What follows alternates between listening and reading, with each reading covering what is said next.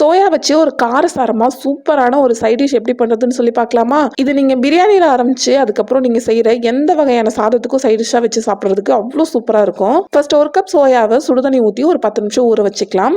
ஒரு கடாயில ஒரு ஸ்பூன் சோம்பு, ஒரு ஸ்பூன் சீரகம், ஒரு ஸ்பூன் மிளகு, ஒரு சின்ன துண்டு பட்டை, 2 கிராம்பு, 2 ஏலக்காய் சேர்த்து நல்லா இந்த மாதிரி ட்ரை ரோஸ்ட் பண்ணி எடுத்து இதை நம்ம பவுடர் பண்ணி எடுத்து வச்சுக்கலாம். மறுபடியும் அதே கடாயில 2 ஸ்பூன் அளவுக்கு தேங்காய் சேர்த்துட்டு அதுல 1 ஸ்பூன் அளவுக்கு சோம்பு, ஒரு 10 சின்ன வெங்காயம், ஒரு பெரிய வெங்காயத்தை குட்டி குட்டியா நறுக்கி வச்சிருக்கேன், அதையும் சேர்த்து ஒரு கொத்து கருவேப்பிலை சேர்த்து நல்லா மிக்ஸ் பண்ணி விட்டுக்கலாம். இஞ்சி பூண்டு பேஸ்ட் போட்டு நல்லா வெங்காயத்தில் மிக்ஸ் பண்ண பின்னாடி நம்ம புழிஞ்சு எடுத்து வச்ச சோயா சேர்த்து ஒரு சின்ன தக்காளி சேர்த்து நல்லா இந்த மாதிரி மிக்ஸ் பண்ணி விட்டுக்கலாம். மூடி போட்டு மூடி ஒரு 10 நிமிஷம் வந்து குக் பண்ண பின்னாடி அதில் 1 ஸ்பூன் அளவுக்கு மிளகாய் தூள், 1/4 ஸ்பூன் மஞ்சள் தூள், 1/2 ஸ்பூன் அளவுக்கு மல்லித்தூள் சேர்த்து நல்லா அந்த மாதிரி கலந்து விட்டுக்கலாம். கொஞ்சமா தண்ணி சேர்த்து நல்லா வேக வச்சு எடுத்துக்கலாம். கடைசியில் நம்ம பவுடர் பண்ணி எடுத்து வச்ச பொடியை சேர்த்து ஒரு ஹை ஃப்ளேம்ல ஒரு 2 நிமிஷம் குக் பண்ணிட்டு நறுக்குன கருவேப்பிலை கொத்தமல்லி சேர்த்து இறக்குனீங்கன்னா ஒரு சூப்பரான சைட் டிஷ் ரெடி ஆயிரும். ரொம்ப டேஸ்டா இருக்கும். ட்ரை பண்ணி பாருங்க.